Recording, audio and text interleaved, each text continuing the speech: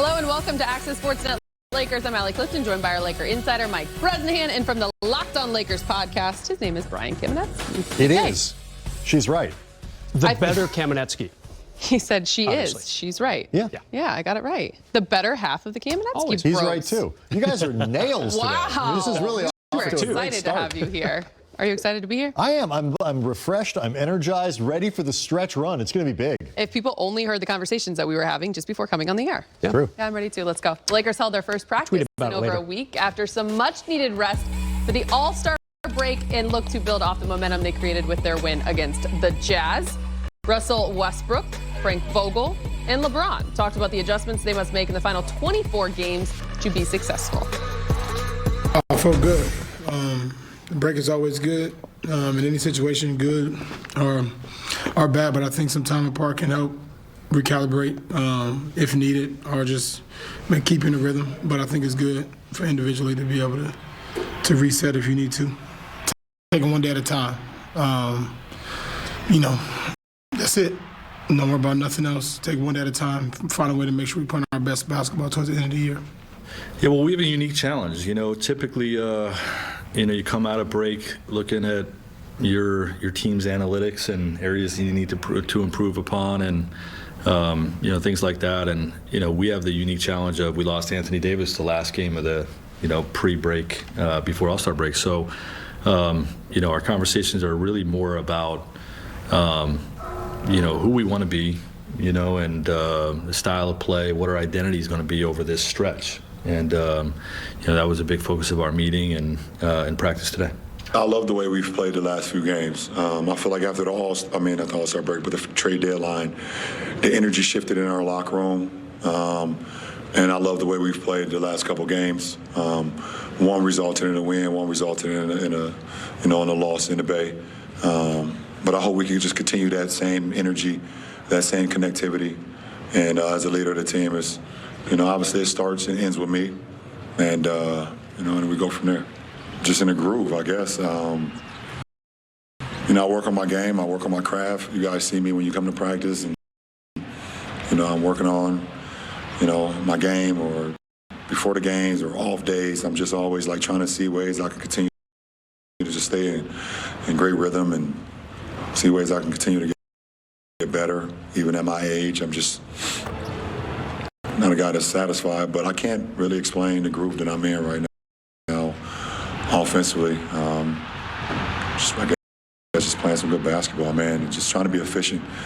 Besides the Golden State game tonight, I've been extremely efficient, and that's the most important for me. I'm not just out there just jacking up a bunch of shots just to be doing it. I want to be efficient when I'm doing it as well. And from a team standpoint, he said the energy shifted in the locker room post-trade deadline. Brez, biggest points of emphasis for the Lakers here over the final 24? Well, I think defense without Anthony Davis for at least the next 3 weeks. No firm timetable beyond that at this point.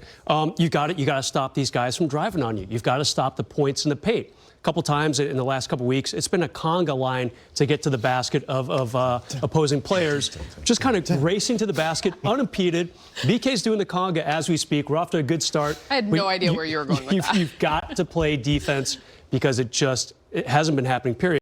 And now you lose a guy like AD. That's hard to do a conga when you're sitting by yourself. You did great. There's a high degree of difficulty. Amazing. And the other thing about defense is it translates, Mike,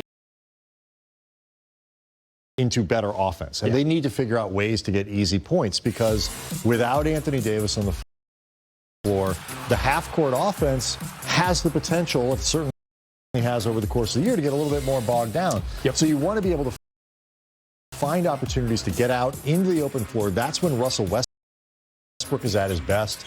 And LeBron is obviously a force when he's out in the open floor. All of that stuff starts on the defensive end because they are going to have to figure out ways to score a little bit. Getting Carmelo Anthony back will help in that regard. And, this is a tall order. This team has not performed well even when everybody's here. So, without Anthony Davis going forward over 24 really important games, they got to figure out how to do it on both sides, really. Look, there are things in which you cannot control.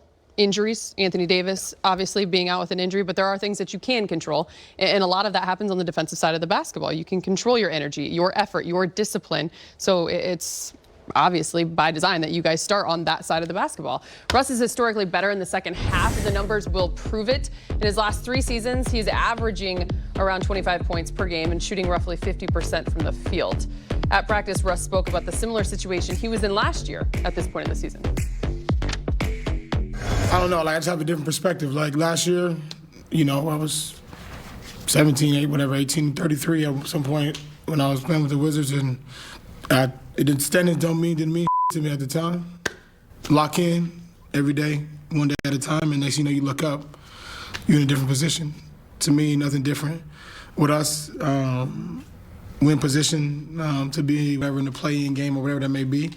Our job now is to make sure we take one day at a time, and that's it. Regardless of what position we're in, we got to beat whoever to get to where we need to get to. So it don't matter when you play them. If we play them early, cool. If we play them later, that's cool too. So to me, it really doesn't matter. And just making sure that our minds are in the right place. We got our energy and effort moving in the right direction. You're the host of the Locked on Lakers podcast, and spoiler alert, as the host of the Lake Show podcast that's coming out tomorrow, I actually put a lot of emphasis on Russell Westbrook, largely for that discussion that was had just right there. We saw what he did a season ago in Washington. He's talked about what happens at this point of the season. What should we expect from Russell?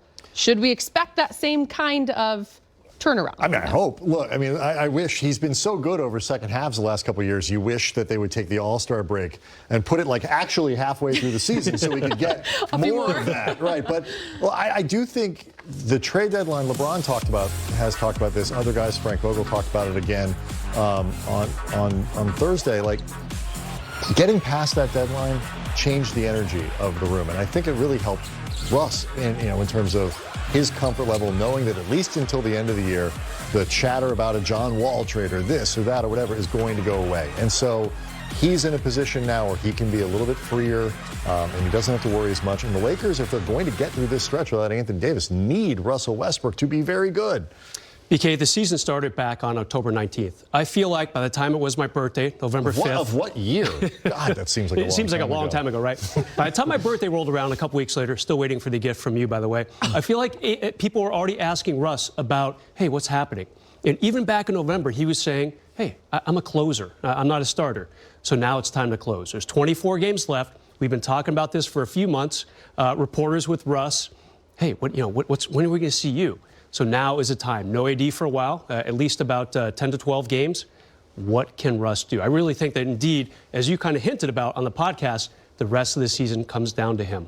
Let's talk a little bit of life without Anthony Davis. Good segue there, because the Lakers have struggled without the Brow in the lineup this season. Oh, yeah. With a record below 500, AD's absence is felt on both sides of the court, but more prominently defensively, where the Lakers are allowing 113 points per game without the big man. At practice, Westbrook and Coach Vogel talked about what they learned when AD was out earlier this season.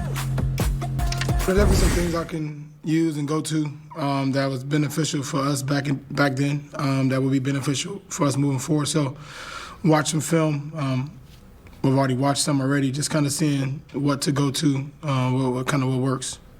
We've done a lot of just studying the film and the analytics of that stretch when Anthony was out, and things that worked and things that didn't work. And there's some things we're comfortable with going forward. Obviously, a lot of lessons learned during that stretch, and hopefully we can be a little better than we were during that stretch. There was some real positives with how we played small and Bron playing center. Whether that becomes a full-time thing, it's probably better to be more of a hybrid of using that lineup in doses. But definitely, we definitely looked at that stretch of our season to evaluate, who we're going to be going forward. Yeah. All right, so there's no denying that we saw some good things, good stretches with LeBron and Russ without Anthony Davis. What are you taking away from those moments, those times, and what do they need to be successful? We are going to harp on the defensive side. There's a limit as to how good they can be there. Just because they don't have a lot of size. You're missing your anchor, your shot blocker, your best rim protector, and all that kind of stuff. I mean, AD is a transcendent team-changing defender. Not one guy can Right. replace, yes. You can't, it's just not going to work. What you can do is be as good as you can be. And everybody's got to be on the same page. You can't have two guys following one player on a switch or whatever it might be coming over the pick and roll. Everybody's got to be doing the same thing. And so that the damage is limited and you can go out and, frankly, try to outscore people to some degree. LeBron has been able to show some energy on that side of the ball and pick up some of the slack there, but you don't want him carrying that kind of burden on both sides of the ball. So it's do the best you can. Everybody kind of at least be rowing in the same direction, taking the boat where it needs to go, and try to compensate by scoring some points. I kind of remember.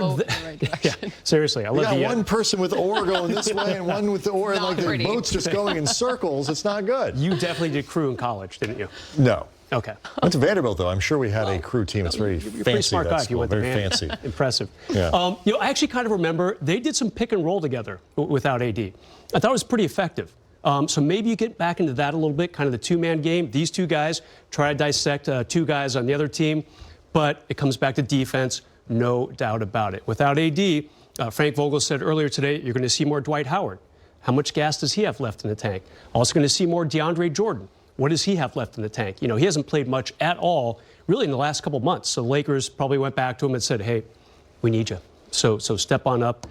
A lot to be determined over the next few weeks, for sure. Especially because the time is ticking. Just 24 games to play, beginning with the Clippers on Friday at 7 o'clock. You'll see the Lakers and Clips here on Spectrum Sportsnet.